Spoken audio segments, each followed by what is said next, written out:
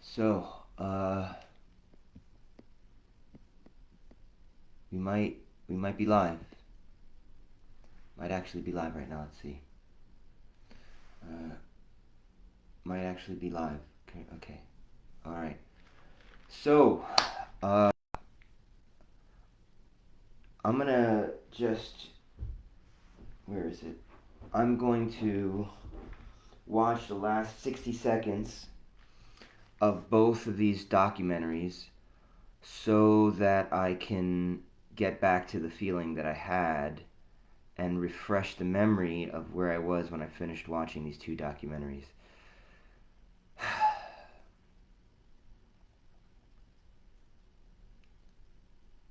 Alright, so this is 10 minutes and 16 seconds. To live a life of adventure. So if there's an opportunity for you to try anything adventurous. Okay.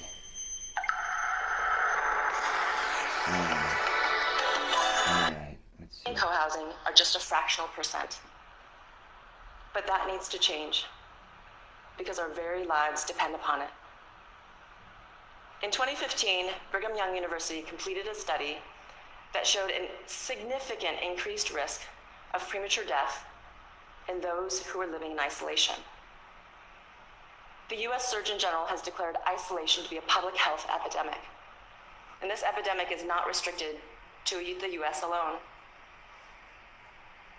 So when I said earlier that co-housing is an antidote to isolation, what I should have said is that co-housing It hurts to look at her can face. save your life. She looks like she's in a great deal of pain all the time. If I was a doctor, I would tell you to take 2 aspirin and call me in the morning. But as an architect, I'm going to suggest that you take a walk. She says, as an architect, I suggest that you take a walk with someone. So that was that. And she has no facial expressions just by birth. So it was very difficult. It was very difficult to look at what she was saying, and the way that she spoke was like I'm speaking, very monotone and controlled, very safe and authoritative. So it was very difficult to watch.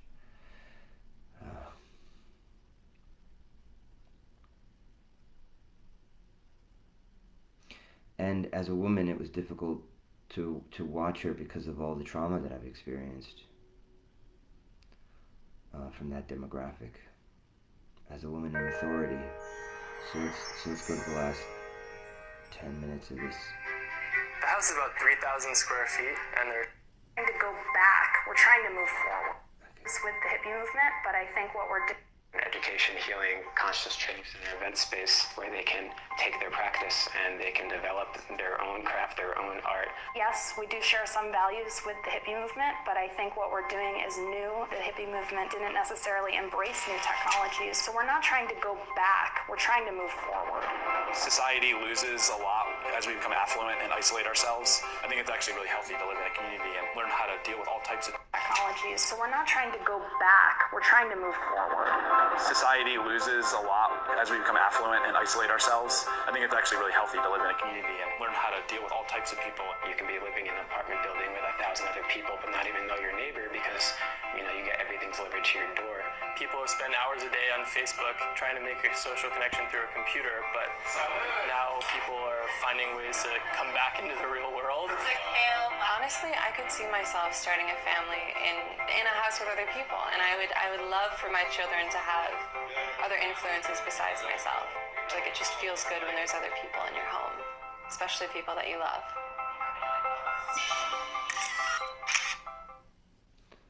All right. So, besides the years of betrayal, and besides that, and besides white people and the illusion of elitism,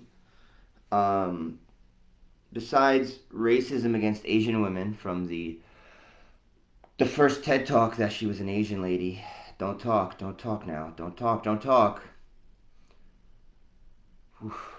I took this medicine and it makes me anticipate criticism very fast, very powerful. It's a very, very powerful anticipation of criticism so that I hear, don't talk, so that I hear instead of thinking it, instead of feeling it, I literally, my mind, don't talk, it literally creates the sound of the last memory of how I associate that feeling. Don't talk.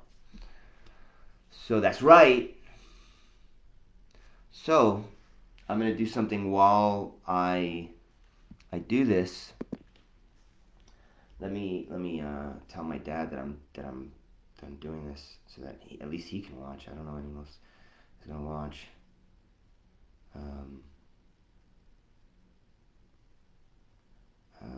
Live streaming reaction.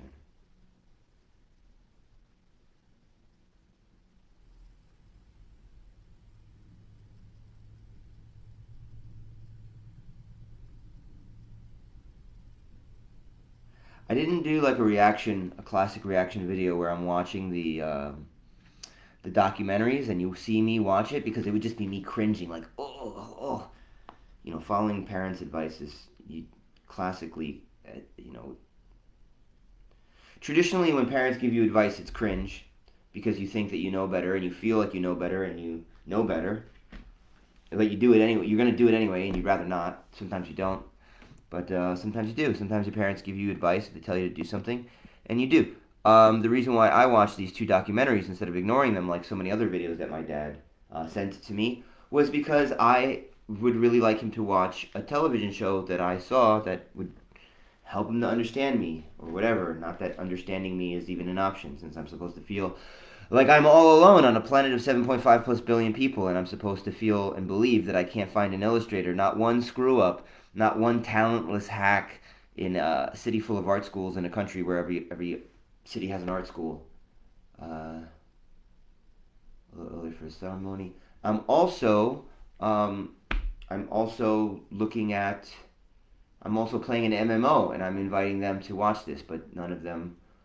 All these characters signed into a massively multiplayer online game, but none of them would like to interact on the internet. So that's a little bit breaking the illusion of real life. Give me 1 second. Again, still Facebook live streaming at Grazer, most places. Roman Arnaldo on Facebook. About ready to get going. Still haven't said anything about these 2 documentaries. But you know what we're gonna do? We're going to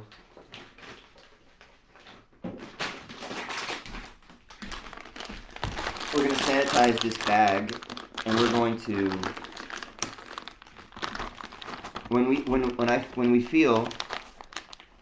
feel like we don't deserve to eat, and when we feel like we're the bad kind of people that avoid work, and when we feel this for a very, very long time, sometimes what I do is I get pistachios. So that way there's a little bit of work in every pistachio. You get a little bit of work. So then you get the pistachio. So but I don't feel like eating, so I think what I'll do is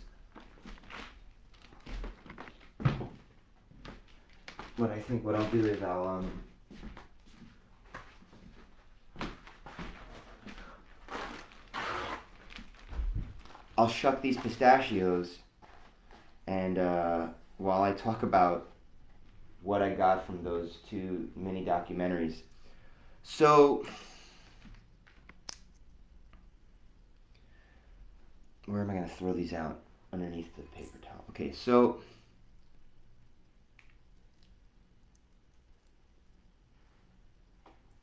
I watched this college-educated looking mid-40s female human who happened to have a face that looked like she was cringing all the time, so that it was difficult to watch, and who just so happened to, along with her complete lack of facial expressions, not complete lack of facial expressions, but along with her incredible difficulty in expressing emotion, facially, she also spoke in a very controlled, very authoritative manner, a very confident, a very forcefully confident way of speaking. And much like the way that I'm speaking now, almost. And if you speak to the people, if you do public speaking, you'll understand that it's almost not what you say, it's how you say it. And if you know anything about Chinese, you know that the Chinese language is like 90% intonation and intonation and enunciation. That the Chinese language is like, it's like 90% enunciation. So it was very difficult to watch her speak on community. Also, let me tell you, there was this moment in the documentary, the TED Talk, not documentary, a TED Talk. There's a moment in the TED Talk where she shows a video, an image, a design. She shows a pictogram of a courtyard building, a courtyard, and she goes, "This is the you know the part of the thing that this is the part of the because she's an architect talking about co-housing." And she says, a group of people decided not to get the American dream, but to choose co-housing. And I was like, you know what? False dichotomy, first of all.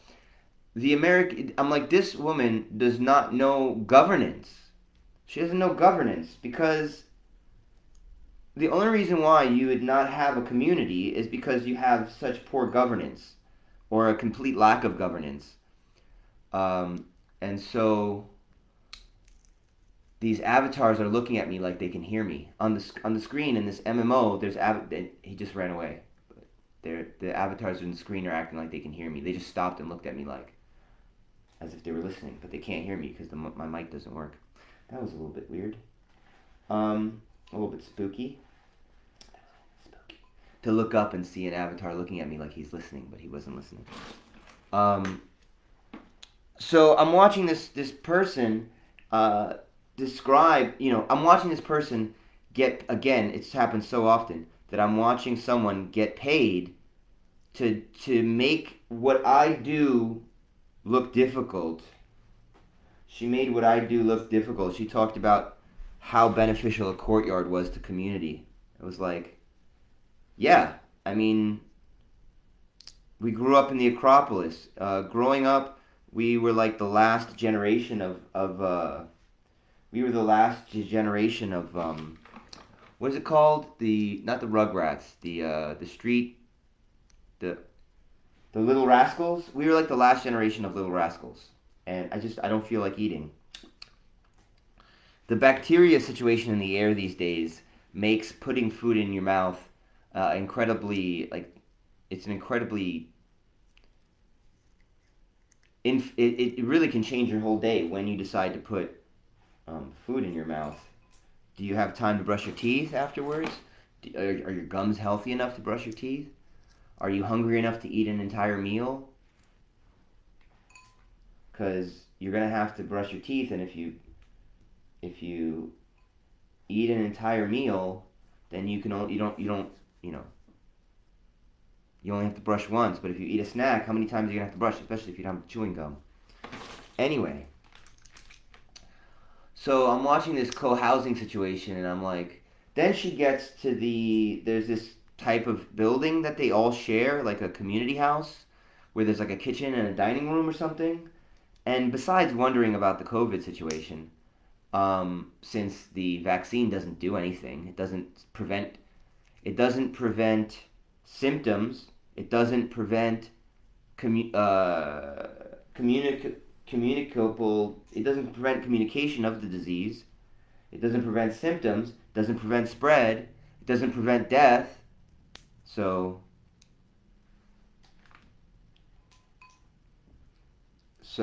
there's no reason to even think about COVID, because if you were to think about COVID, you would say, well, if you could get the vaccine, then you would be accepted into the club of community. But the vaccine doesn't do anything. So, and since we're not going to think about what communicable sickness and death means to the sickness, the taste of halitosis is the main problem of like having to enter a space where, like, right now my breath is fine. I don't have to taste any bitterness. I don't have any clenching. I don't have any clenching bitterness in my esophagus or in my stomach or in my nose or in my ear canal. So there's no point in thinking about COVID when I'm watching this documentary, because there's nothing to think about except that you wouldn't be able to go there now anyway. But if you could go there, if you could be a part of this community, and it be, something worth experiencing instead of a slow, bad breath body death. Since you don't want to think about, while watching this TED Talk, you don't want to think about a slow, bad breath body death. You got to pretend like real life is real, and you got to watch this documentary and this TED Talk. So I'm watching someone. Okay, she's going through it. Okay, she's talking about. Okay, they didn't choose the American dream. They chose co-housing. Well, that's not correct. The co-housing, the benefits of co-housing are very much a part of the American dream. When people dream of the American dream, they dream of knowing their neighbors. They dream of being a part of community. They dream of being a part of a Rotary Club and a Knights of the Columbus. They dream about going to church and being part of they dream about going to church and being part of a parishioners. The American dream is to be a part of a community. So that the first, I was like, okay, I don't know why this Asian woman is playing to stereotype and being, like some Red Scare conspiracy character. They don't really have to be that way. They didn't have to say that it's either the American dream or their way, but they did. Can't think about that. Nothing to think about there. Can't think about that. Have to continue watching. Continue. Cannot. You are not allowed to consider or to think that this Asian woman talking about co-housing is a communist and part of the Red Scare invasion. You can't think that. So that goes out. That goes down the toilet. Can't think about that. So we continue watching. So she starts describing. To be honest with you, I couldn't. She starts describing how important it was to people's health. I'm like, okay. She says that isolation has a significant. Statistically, people who are isolated have a statistically much lower lifespan, but she doesn't go into why. The good bacteria, the relationship between the experiences of the human mind and the way that bacteria behaves. She didn't go into that. She just said, she left a little bit of mystery at the end, like a proper female authority, like, you better do this or else I'm not going to explain to you what's going on. But so that was it. There's nothing more. There really is nothing more. So I just explained with words, like all of the cringe that I just had to watch because my dad told me to, and because I would like him to watch a show on Amazon that I think would help him understand me, if understanding me is even an option for bodies. While I feel like lonely on a planet, I don't feel lonely anymore. Not after I took It's very, very rare that I ever feel safe enough to. It's very rare that I ever feel safe enough to feel lonely, or to feel longing, or to emotionally aim my experiences in the direction of people. Like, oh, why don't I have friends? Like, I almost never feel safe enough to feel that after I took the meds. Because, I know the scientific method, and I'm able to control my emotions while I'm under stress, so therefore I'm sane. That's it. That's sanity. Sanity cannot be this ever frustrating, more complicated, unfindable, ever-moving target that causes you to leave your home city and to go like a pariah out into the world, like Abraham and Sarah. That's sanity is supposed to be just general function, that you can take in data, you can process your environment, that you know what's going on around you, you know how to determine the difference between mania, superstition, and sober reality and sober fact. Not mania. panicky, mania, melodramatic, dramatic. There's a word for like that you would put superstition. Manic superstition. Like you go to school and you learn the scientific method, and you're basically in school they make sure that you know how to tell the difference between manic superstition and sober fact. And I do. I know how to tell the difference between manic superstition and sober fact. What they don't tell you is that you might end up living in someone's house where what runs their life is manic superstition, and they're in charge. They don't tell you that. So then the next documentary was a documentary on communal living, even more so. It was in San Francisco. And communal living in San Francisco should just invalidate anything that you have to say about communal living. And why is that? And here I'm going to go into like being like almost like professorial or something. So there is a bodybuilder, soldier, philosopher king character named Jocko Willink.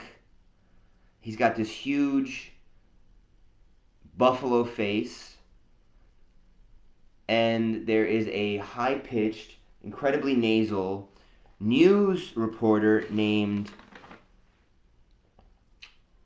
I don't know his name right now.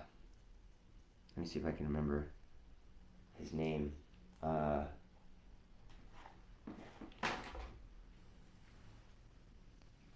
He works for the Daily Wire.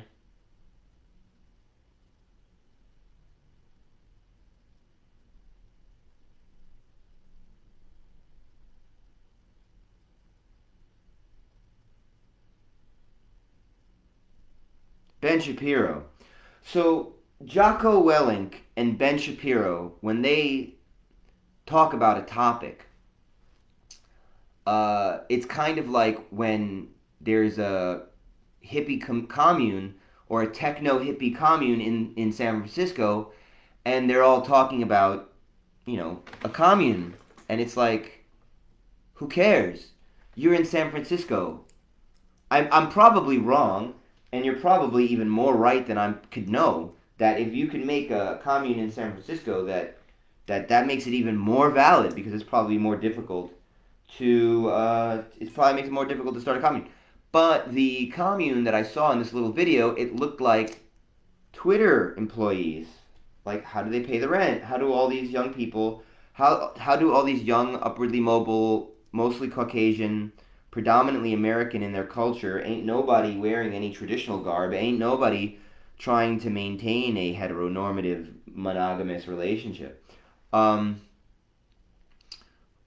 They probably work for Twitter. In fact, at the end of the documentary, they showed Twitter. I put it on the screen, and I thought it was funny. I was like, I wonder if this is the Twitter board of directors, not the millionaires that own stock, but like the employees that determine what is the healthy communal culture of we all agree. And like Twitter doesn't have tremendous infighting, right? So there's like authoritative systems. So I was watching toward the end of this documentary. I was like, I wonder if these are the people that Elon Musk has greatly upset. And I laughed a little bit. And that was generally, that was generally what I got from these two mini documentaries. The reason why I mentioned Jocko Willink and Ben Shapiro is because sometimes your personal experience in life makes what you're saying invalid.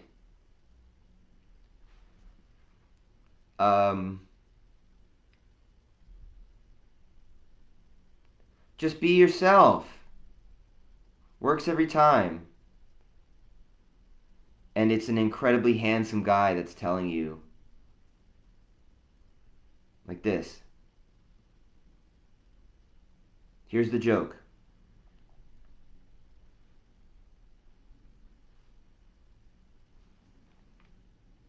Let me see the handsome dude. Just be yourself. Works every time. Incredibly handsome dude. So Jocko Willink is like a huge soldier dude, and Ben Shapiro is like a just horribly nasal, incredibly specialized character. So he's supposed to know what it's like for other people to live their life. I mean, Ben Shapiro's voice makes it very clear that if real life were real, that he would be a writer. And that he can't be a writer, he can't be chief editor. He should be chief editor of a news show with a bunch of beautifully vapid, hypnotic talking heads. But Ben Shapiro can't be the editor because we live in such a horrible time that Ben Shapiro has to do it himself. Everybody do it yourself, do it yourself, do it yourself. It's the saddest thing to watch on YouTube are all these characters all by themselves, that they cannot team up. It's just it's disillusioning to the idea that real life is real. I am not. Let me show you something.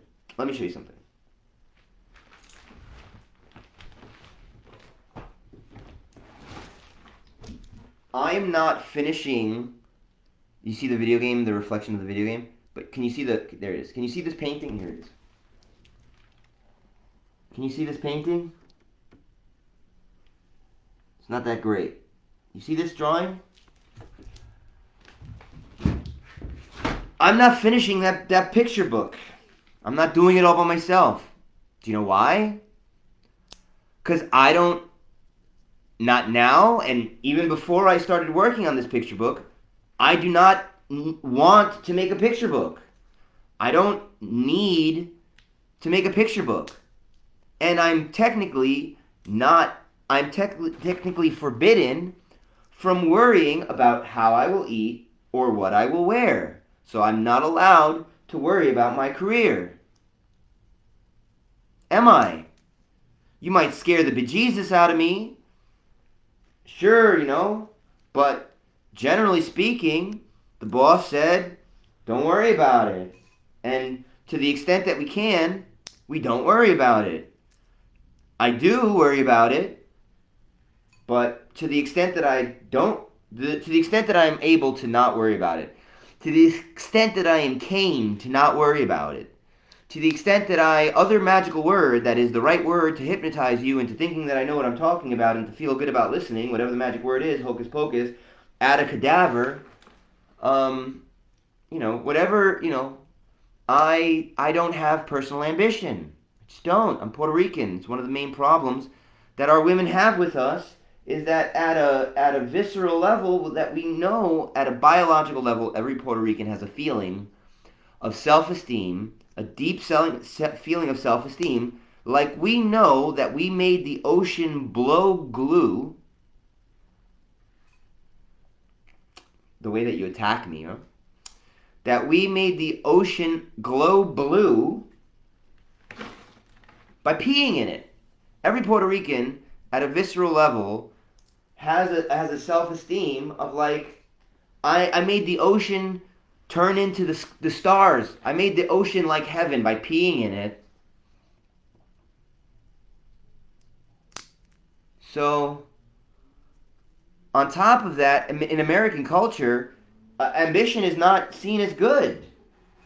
I have a very difficult time explaining to you that I don't have ambition. You think I'm some egomaniacal person with a huge ego when I don't.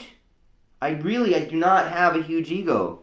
Not that I even understand the word ego, because for me, the word, when you say you have too much ego, it's like, listen, if I lay down on the street with my mouth open, the last time, no one's, I don't, as far as I know, as far as I know, if I lay down on the street with my mouth open, no one's going to come and no one's going to arrive and deposit gluten-free Cheerios and gluten-free multivitamin in my mouth.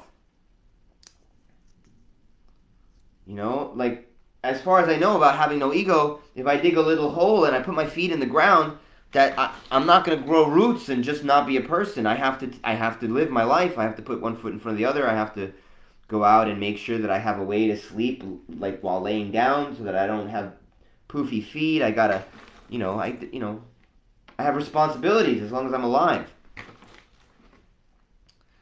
So, another thing that I thought about while watching this little mini documentary about communal living was that it was supposedly all these techno people, and I was like,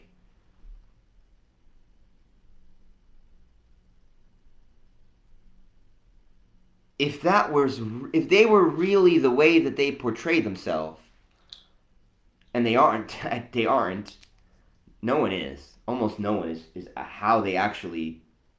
Almost no one is how they actually present. Almost nobody. But they presented themselves as an open community of modern techno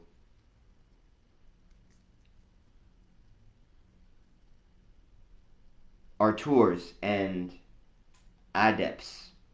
They're, adept. The word adept, it means kind of like an apprentice, sort of like someone that's good at something. Like they were a bunch of young people that knew how to use a computer, right? That lived in a commune in San Francisco. So if they actually were that way, and I was much less experienced, I would feel like, oh wow, I just gotta get there. I just gotta get there and make a pitch and make a presentation and then get kicked out by the one white guy that is using a hippie commune as a harem. Or get kicked out by the black girls that don't know how to tell me that they like me, and that in order to stay living there I have to be with them. That they don't know, that they don't actually feel that way, they don't actually think that way, that it just works that way.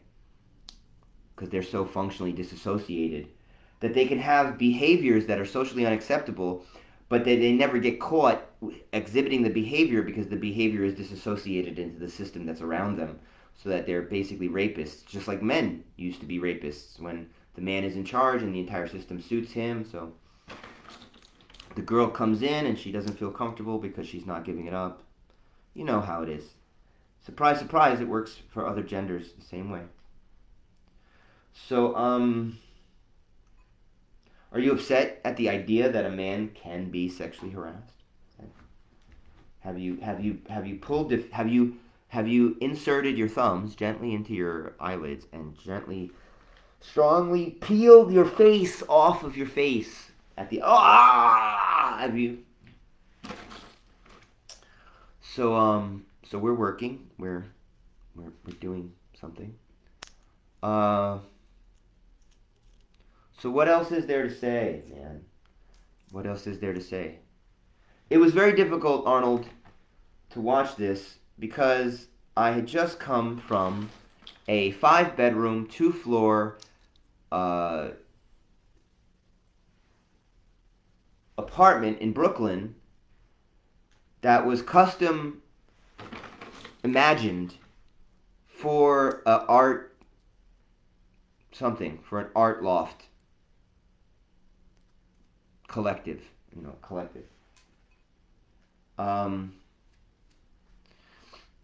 And in this 2-story art loft to be, instead of art, there was so much cat filth that the Bible says that it's even shameful to talk about what is shameful. So it's so much cat filth that the filth of it is magically powerful to make you dirty socially by talking about it. That is how much filth was in this space. And on top of the cat filth, there was garbage. And arranged from the garbage, there was sculptures layered with bacteria, layered with pollution, layered with mold, layered with dirt and grit and filth and disease. It was a 5-bedroom, 2-story art loft with high ceilings and super duper high ceiling kitchen. So the rooms had very high ceilings, and the kitchen had 27 feet of open air space above it. It was an amazing property. Just a really amazing property. And in the space, there was a COVID zombie that had an art degree so that he could open himself like an artist to inspiration to the disease, so that the disease would have even more access to a human body, because the human body had been trained to open itself up, to make itself blank. The human body went to art school so that it could make itself even more of a puppet. Because if you're healthy, if you go to art school and you're healthy and you aren't spreading disease, you aren't living in a fecal fantasy foo fiefdom, a fecal fantasy fief.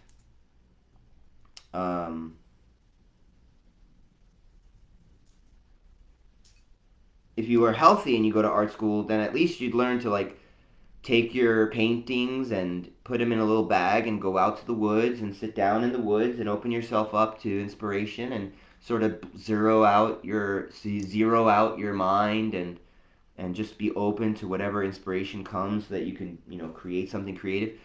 But that level of openness now in an apartment full of like you're not allowed to believe that human beings are allowed to live as filthy as this person lived. So if I told you, you would be upset with me for asking you to believe something that you're not allowed to believe. That's how filthy it was. 5 bedrooms. And it was a 2-floor, 5-bedroom art loft. And I've said this so many times.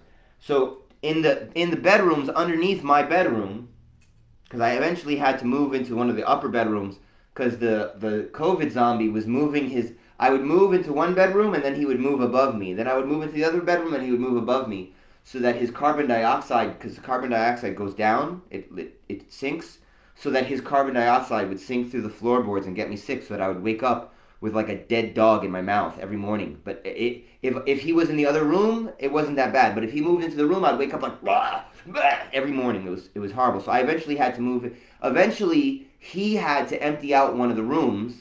He emptied out one of the rooms because he is a zombie, so he doesn't really have much control of himself. So if I zeroed myself out and was like, I don't know what's going to happen, I just got to let go. Eventually, if I let go enough, he started like being sort of considerate, but not the way that a person would be considerate. So he didn't really know what he was doing. So he didn't consciously know that he was emptying the room out so that I can move into it. But he started emptying out one of the rooms, the nicer room, like, here's the nicer room, take this room. So he started to empty out this room, and I eventually moved into it, and I sealed it up, and then I didn't have to have horrible breath and every morning. Oh my goodness, I'm gonna die! Three or 4 times at night, waking up like with mucus and bacteria trying to colonate my intestines. Oh, anyway.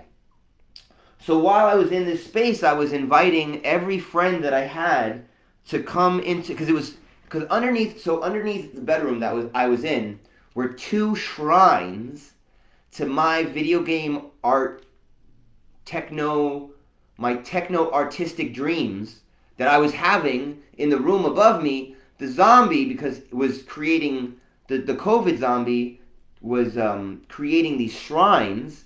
I have pictures of like a broken, an old computer that might still work, and like a book about art, and then like a globe or a piece of artwork, and spray paint with the spray paint on top of the layers of cat filth, because like the layer of filth, along with like the steam of cooking and like the heat of the summer and just the dust kicking up, the walls had like a grit. The walls had like a texture of like filth on them. So he sprayed on top. There was all these, it was like a nightmare of I have pictures like it was like a funhouse mirror graffiti everywhere. And then underneath my bedroom were these 2 shrines. Not art pieces, not sculpture. Shrines. Not shrines to anything vague. Shrines to video game artistic ambitions. But this artist could not work with me. He couldn't work with me. He eventually he couldn't even take money from me because he couldn't stop himself from being simply a vector for the disease. Like, I gave him money so that I could have a key to the house so that I could live there, but eventually he couldn't take money from me because he couldn't come to any agreement. Like, okay, here's some money, you can't come into the room. Okay, here's some money. The bathroom door has to stay on the hinges. You can't take the bathroom door off the hinges. Like, he couldn't. Okay, here's some money. We're gonna start cleaning up the house. I'm gonna start cleaning up a little bit, and you'll clean up the rest. And no, he couldn't. I gave him like $400, and he gave it back to me. And he was like, he's like, let's talk some more. And I was like, I can't sit here and have you breathe on me.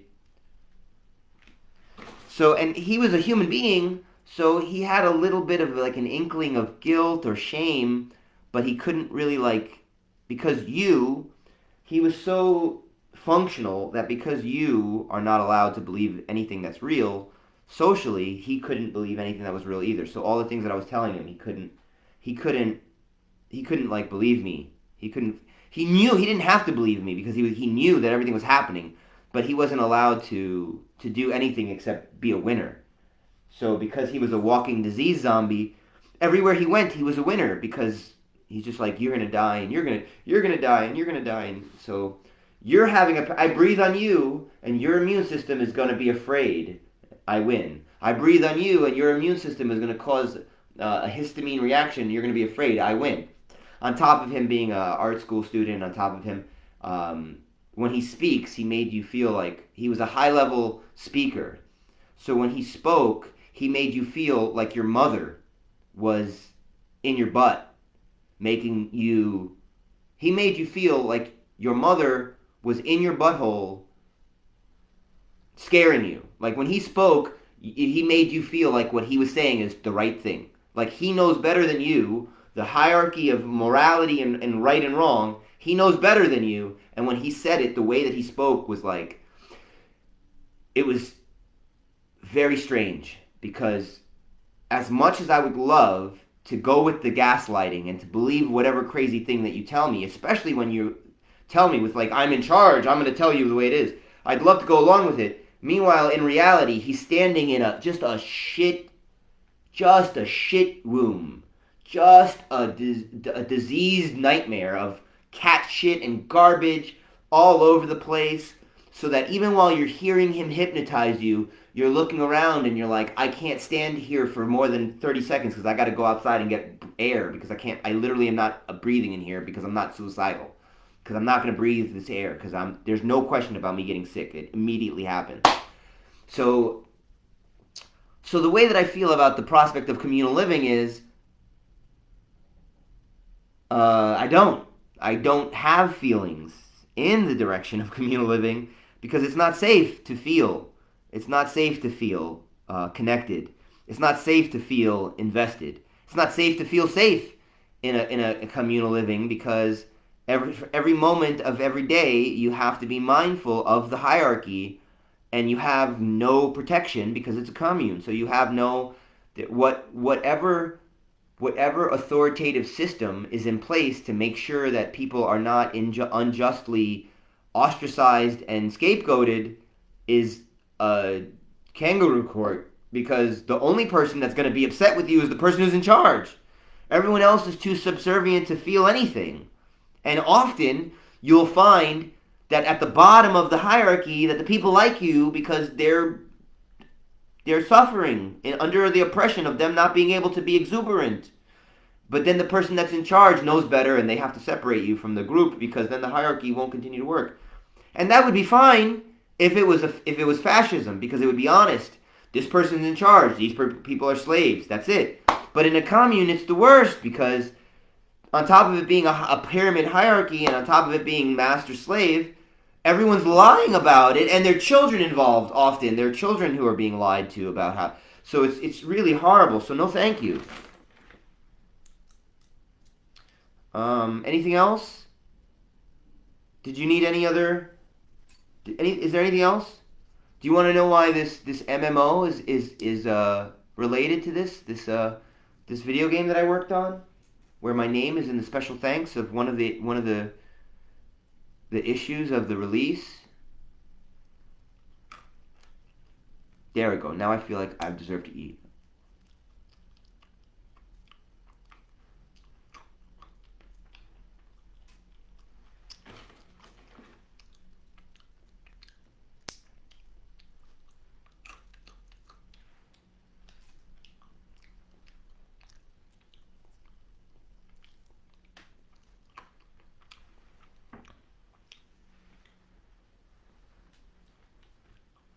So, we good? Are you going to watch one episode of the show that I asked you to after watching? You know how, basically, watching those two documentaries were cringe. Because I have experience with social hierarchies. And these things are specifically designed in such a way one feels like they're special. Not vaguely special, but special to specifications. That is to say, wow, if I could lead a team of artists and programmers, however small and however amateur, that I could really make a difference, a positive difference, not just in my own life, not just in the life of the poor, like charity, like I could throw this, I can make a tremendous difference by throwing this little piece of protein from a pistachio, throw it out of the window into the mouth of a homeless man. I can make a tremendous difference. But, because they ask for pennies and nickels, right? If anybody has a nickel or a dime, every penny helps.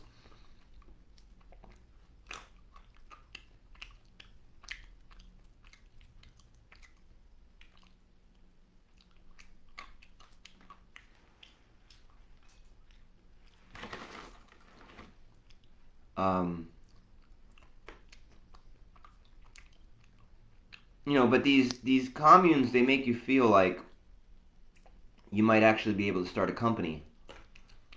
But these communes, I've never seen one that was strong enough to bypass the magic of the gatekeeping of college, where you literally need a magical piece of paper in order to be able to say words like paradigm or zeitgeist and be understood instead of hated.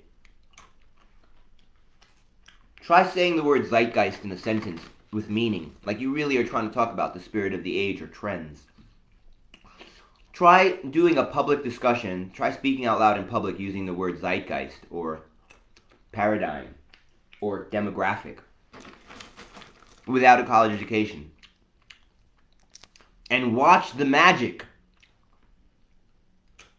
of the magical piece of paper that you don't have. Because the bodies in your environment don't even know why they're upset at you. They just know that you're upsetting them by using those words. If you don't have a college degree.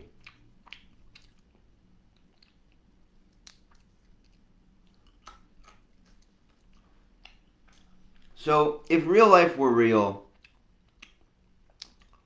I could earn my way into a hippie commune, or be invited into a hippie commune, or co-found a hippie commune. All these hippie communes would be techno-hippie communes, right? So, if real life were real, I could do any of those things, and I have, and while I was in that commune, I could say, hey guys, so this is the introduction, this is my introduction, this is my name. The same thing I did when I got into this building. This is my name. This is what I've been working on. This is what I can do. I can fail at a lot of things. So if you want me to go to work and fail at all these other ways, I can go to work and fail at all these other ways. But if you would like me to go to work and know what I'm doing and actually do what I can do, this is what I can do. This is why this is why these projects are not only important to me, but I think important to everybody. This is why I put myself in this direction. Here's where I could use some help, and here's why you would be benefited from helping me. Here's how you would eat. Here's how you're going to eat. Basically, I could start a company. Although I wouldn't start a company. I would start a project that would be done by a bunch of people, and I wouldn't consider it a company. It would be completely off the books. It would be cult-like in its shape, the shape of the group. If I was in a hippie commune, I wouldn't take ownership of the company that I was forming. Yes, I would form the company, and yes, I would create a product, but the company and the product would be communally owned. Even if I was leading it, the benefits of the company would be spread out over the community. But if real life was real, I'd be able to do that. But I don't know if you have the cojones to test that theory. I don't know if you want to usher in the end times by doing the legwork of actually providing me with a community. You know what I mean? I don't know why in public school in the United States of America they teach young people about no taxation without representation, so that we broke away from the British Empire, because we were not able to send representatives to Britain, to England. And I don't know why they taught us about how a trial requires a jury of peers. That it can't be strangers that don't have, it has to be strangers, but it cannot be people who live a dramatically different lifestyle than the lifestyle that you live. It has to be people that know somewhat what it's like from living a life somewhat similar to your life.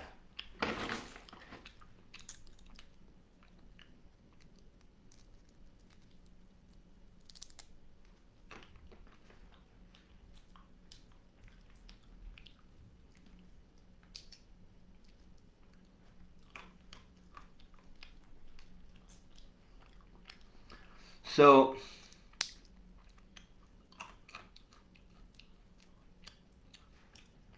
we've almost completely destroyed the idea of scarcity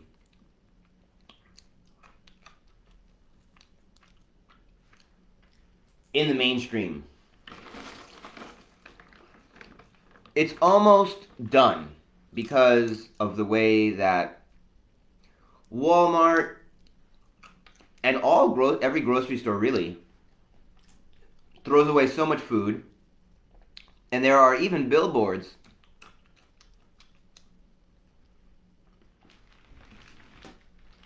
that say that 50% of American produced food goes to waste. 50%, that means that all of your food is technically double priced.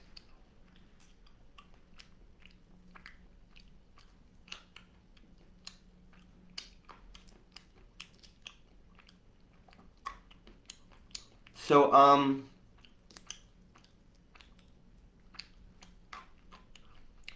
mean, just videos upon videos of trucks upon trucks of food being thrown out.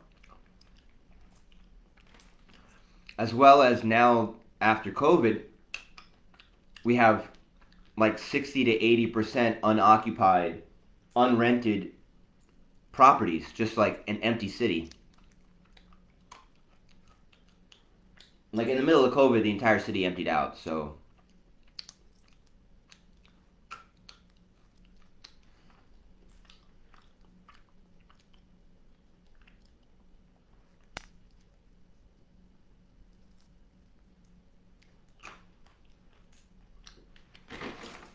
anything else? Did you need anything else?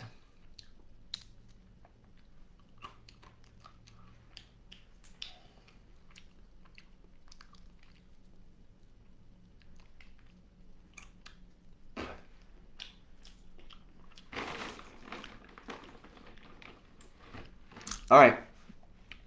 That's it. I'm glad everyone's happy. I hope nobody thinks that I care about them enough to hate them. I hope you don't think that I have isolated one specific demographic for systemic bigotry. And I hope that you take your victimhood fetish and your desire for shameful oppression somewhere else from me. And I hope that you don't try to out Jesus, but in some, competitive self-flagellation baloney sauce nonsense. Hashtag get me a production team.